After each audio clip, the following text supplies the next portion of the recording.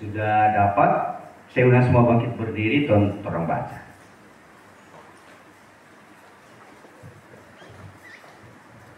Firman Tuhan dengan perikop Yesus memanggil ke-12 rasul.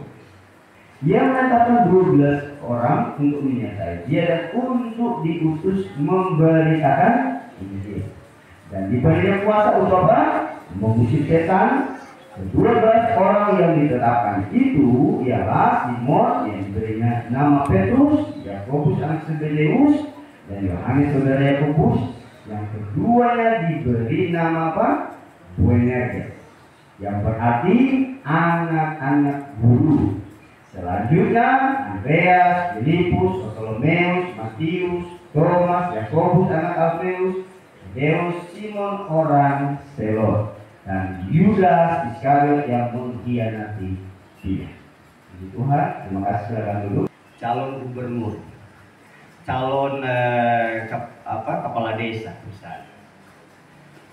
Itu pemilihannya sangat unik, harus melewati berbagai macam aturan-aturan dan melewati seleksi-seleksi tertentu.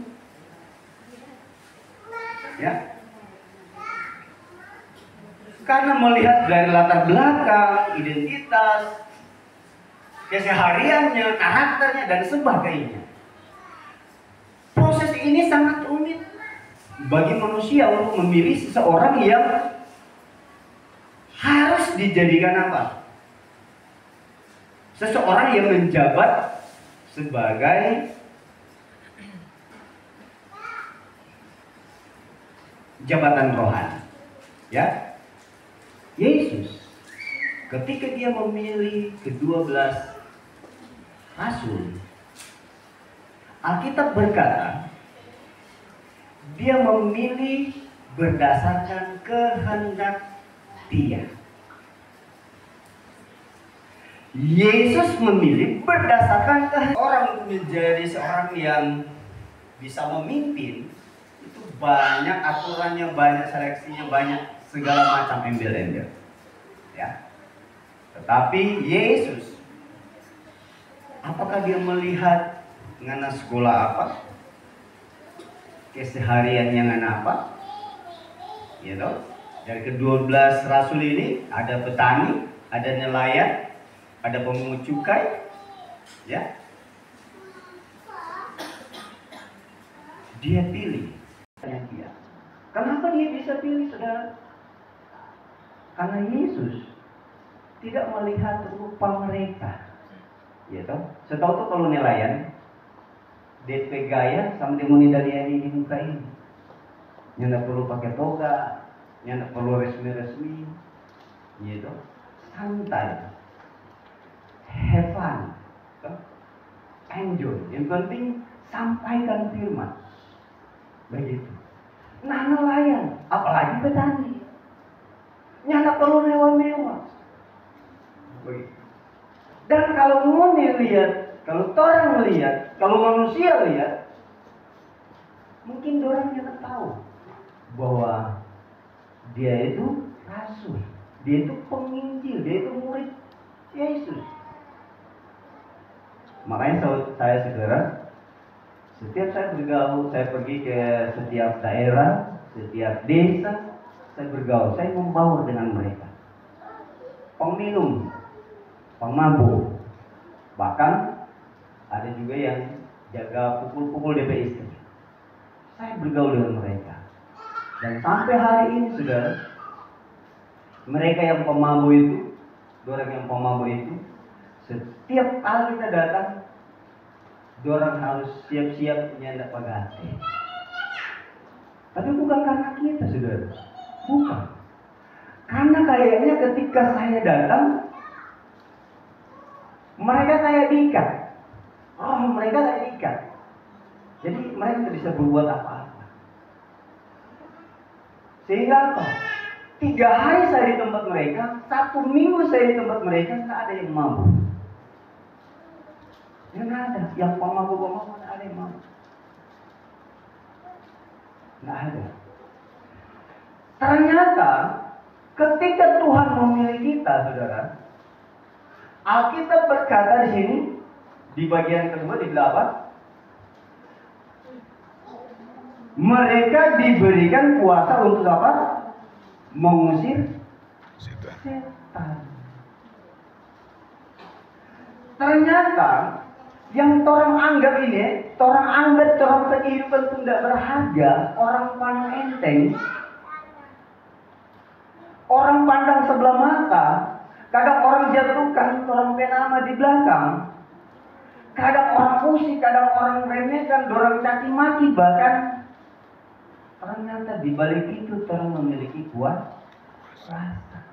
Bukan orang, tapi Tuhan yang mampu memeteraikan orang memiliki kuasa.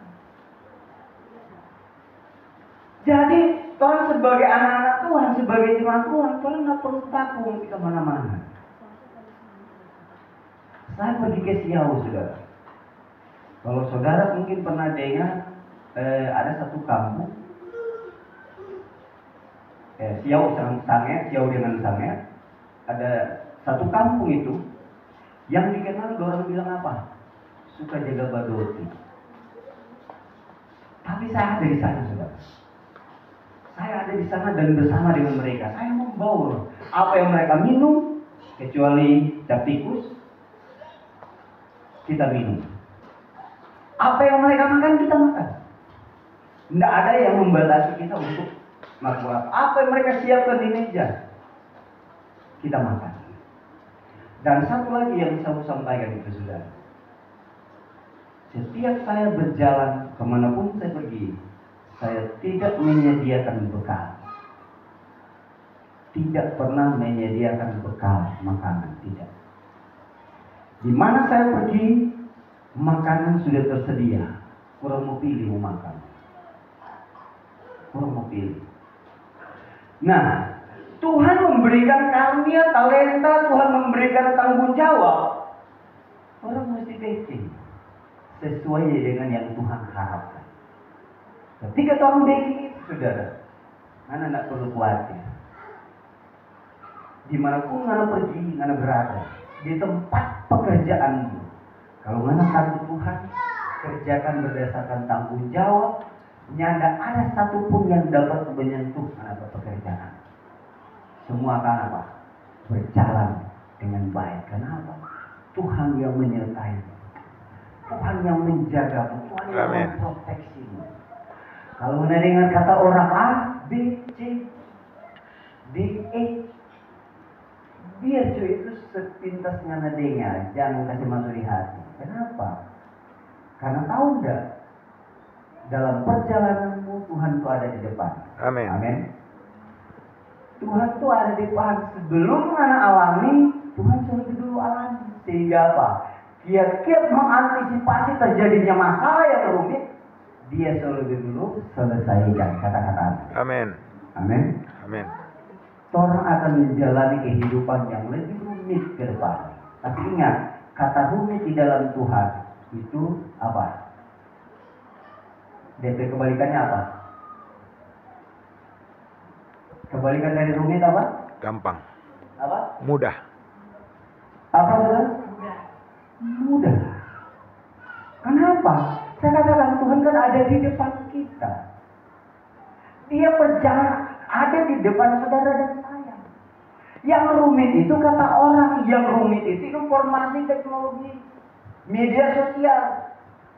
Tapi di dalam Tuhan segala sesuatu Bermudah. mudah. Jadi, akulah jalan kebenaran dan Hidup. Dia adalah jalan kebenaran, dia adalah hidup yang kekal. Nah, orang harus berharap kepada Tuhan. Jangan andalkan kekuatan, jangan andalkan kemampuan, kepintaran. Ini murid-murid ini tidak akan dipilih kalau dorang itu dia andalkan dompet kekuatan, dompet penampilan, apa yang dorang miliki tidak akan dipilih, saudara. Kenapa dorang dipilih? Karena mereka memiliki hati yang bijaksana, hati yang mau melakukan kebenaran. Amin. Amin. Amin. Amin. Selama orang memiliki hati yang murni, hati yang bersih, hati yang bijaksana, hati yang takut akan Tuhan, Ini kan anak perlu khawatir. Nyandak perlu khawatir. Kenapa? Segala masalahmu, persoalanmu, pergumulanmu, ekonomimu akan Tuhan apa? Selesaikan, Tuhan akan kerjakan dalam di dunia ini secara materi. Dia hanya mau melihat pekerjaannya berhasil, hanya itu saja. Dia hanya mau melihat setiap hari berpenampilan menarik. Dia hanya mau melihat supaya dia dapat keuangannya terus diberkati. Dia hanya mau melihat segala sesuatu yang bersifat temporer, bersifat fana. Dia hanya mau yang sukses terus. Dia ini mau bayar harga. Dia ini mau ditempa. Dia ini mau diproses. Dia ini mau berjalan menurut apa yang Tuhan kehendaki. Dia mau yang instan. Makanya tidak heran ada banyak orang Kristen yang apa? Mundur. Kenapa? Karena yang mereka cari bukan apa? Rencana Tuhan. Yang mereka kerjakan bukan rencana Tuhan. Yang mereka kerjakan adalah apa? Hal-hal yang bersifat duniawi. Cari supaya diberkati terus secara materi. Akhirnya ketika dapat masalah, kecewa, putus asa, stres, masuk rumah sakit jiwa,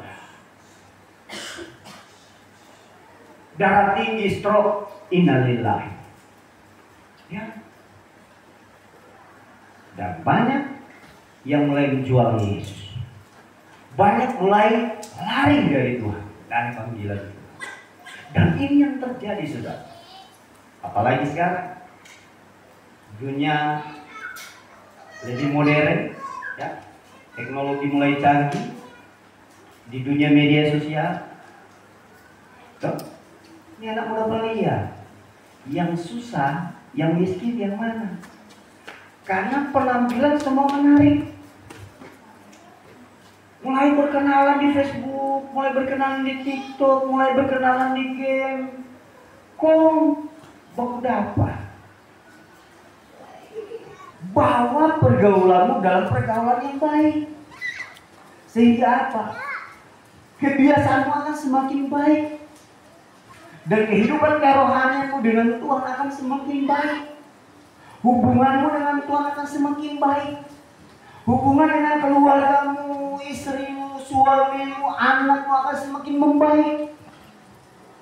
Dan engkau akan semakin diberkati oleh Tuhan. Jangan hanya karena media sosial, jangan hanya karena konten dan sebagainya, saudara. Kita justru lari dari Tuhan. Justru kita menyerah dalam panggilan Tuhan. Padahal tanpa kita sadari, kita memiliki kuasa untuk menghancurkan segala roh-roh yang mau mengikat kita. Amin. Tuhan bebas melakukan apapun yang Tuhan inginkan supaya engkau bisa kerjakan dan engkau akan berhasil. Amin. Jangan melihat berkatmu itu dari takaran secara materi, tidak, saudara. Ada banyak orang kaya sekarang stres. Amin. Ada orang kaya sekarang banyak apa? Sakit-sakitan. Banyak orang kaya sekarang di mana? Di penjara. Yuk. Nah, yang kita cari itu adalah apa? Maksud dan rencana Tuhan. Engkau telah dipilih oleh Tuhan. Orang semua sudah dipilih oleh Tuhan. Itu sebabnya orang harus berjalan menurut maksud dan rencana Tuhan. Jangan orang lari ke kiri dan ke kanan. Ya? Mulai merasa diri benar, mulai merasa diri hebat, mulai merasa gembala kurang. Oh, mulai protes gembala, mulai protes sama hamba Tuhan. Oh, dia kok mesti begini, dia mesti begini. Mesti sesuai dengan kita mau. Salah putih kita hafal. Mana judang yang naik?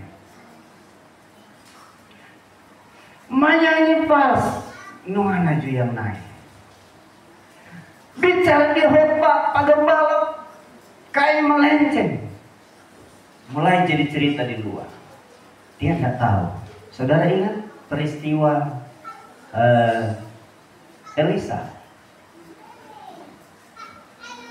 Peristiwa Elisa? Ingat saudara, dorang hina ini hamba Tuhan. Sejelek-jeleknya dia, ingat baik, kuasa Allah melingkupi kehidupan dia. Gitu. Makanya kita bilang apa? Jangan mengusik hambaku yang Urapi. Nah, banyak orang Kristen sekarang jadi hakim kepada gembala-gembala, kepada pelayan-pelayan, penginjil-penginjil, kepada hamba-hamba Tuhan. Saya sendiri, saudara, saya paling takut mengeluarkan statement.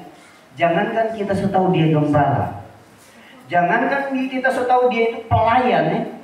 Jangankan kita tahu dia itu hamba Tuhan. Orang baru udah apa? Depek penampilan compang-camping kita takut keluarkan statement. Rapi Tuhan, dia yang menyukakan hati Tuhan, tolongin tahu. Peristiwa Saul sama seperti orang gila, berusaha untuk membunuh Daud, berusaha untuk merancangkan kejahatan kepada Daud. Tapi Daud bilang apa? Nyanda kasihan. Biar kita punya kesempatan untuk membunuh Saul, tapi dia itu orang yang juga diurapi oleh Allah.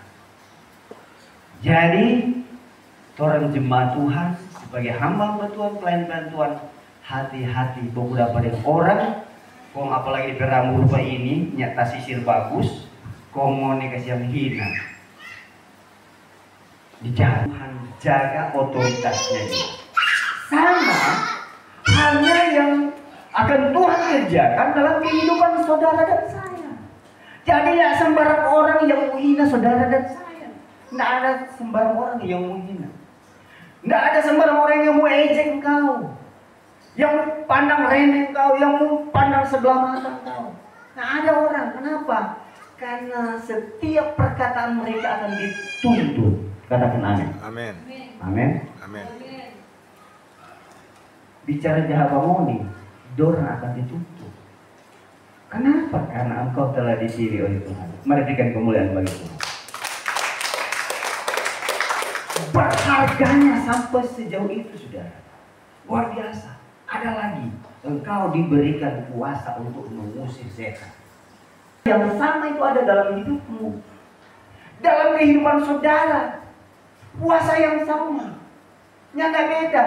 Nyata kita level A, level B, level C, kita level D, mana level A, nyata sama, saudara. Amin. Amin. Amin. Amin. Sama. Jadi kalau ada yang birman, ada kerasukan, jangan mau takut-takut. Kalau tanpa Islam, jangan mau takut-takut pergi. Terus dalam nama Yesus, dia bicara, dibilang diam, dia akan diam, dia akan tunduk. Dia akan tunduk, diam. Dalam nama Yesus dia. Dia ngamuk-ngamuk dalam nama Yesus dia. Bilang begitu. Karena apa? Alkitab bilang, engkau yang dipilih diberi apa? Puasa. Jadi Tuhan ini dia bukan cuma jemaat ibu kita bukan. Bukan karena KTP Kristen, bukan. Orang ini dipilih, bahkan diberi kuasa, otoritas keilahian Allah sendiri, Yesus sendiri, dan Roh Kudus itu sendiri diam dalam kehidupan saudara dan saya. Ya toh? Ada lagi, saudara. Kalau mengenai motor, mogok mau berjalan, tengking dalam nama Yesus. Pernah alami? Itu bisa terjadi dan itu mujizat itu nyata, saudara. Saudara tahu ini motor yang saya bawa, setiap kali mau starter ke dia, Sandy mungkin tahu karena dia injeksi, dorong pernah kasih habis minyak. Jadi kalau mau start begini, rong, oh ya nak mau jadi, rong, ya mati. Tapi waktu datang di sini, nak tahu pokoknya pesta pegas sumpah jalan terus. Takut yang dapat thinking dia, takut. Nah ingat baik saudara kasih dalam Tuhan Yesus Kristus. Betapa berharga saudara dan saya, luar biasa, sangat amat berharga. Amin. Jadi kalau kita, saudara dan saya punya masalah, jangan khawatir, tengking dalam nama Yesus. Tuhan kita pasti diberkati. Amin. Ekonomi kita hari ini kita tidak punya apa-apa, kita pasti diberkati. Hari ini kita diberkati, hari ini kita diberkati. Perkataan berkat. Jangan begini, aduh, lagi badan sakit, begini, malas, mengeluh. Jangan seperti itu. Orang harus lawan iblis untuk supaya apa? Orang bisa bekerja, bisa beraktivitas, bisa keluar dari zonanya iblis. Harus tegar, ya, harus bicara. Pekerjaan kita punya masalah, pekerjaan kita tidak menghasilkan, tengking dalam nama Yesus. Masa seperti itu? Kiranya anak Tuhan, pasti kita diberkati. Pasti kita, kadang kita begini, belum ada tamu sudah, belum ada tamu, belum ada hasil. Kadang kosong ini, kita bilang dalam hati begini, Tuhan masa besok kita makan apa ini? Belum ada tamu, belum ada doi kita beli beras kan? Kita bicara begitu sudah. Kita kadang soalnya sempat duduk dia, langsung bilang Tuhan, beras habis. Langsung bilang begitu sudah. Dan mujizat terus dinyatakan oleh Tuhan. Amin. Terus dinyatakan. Dan ini adalah benar yang saya sampaikan kepada saudara. Dan itu pasti terjadi. Itu sebabnya jangan bersandar berharap pada kepintaran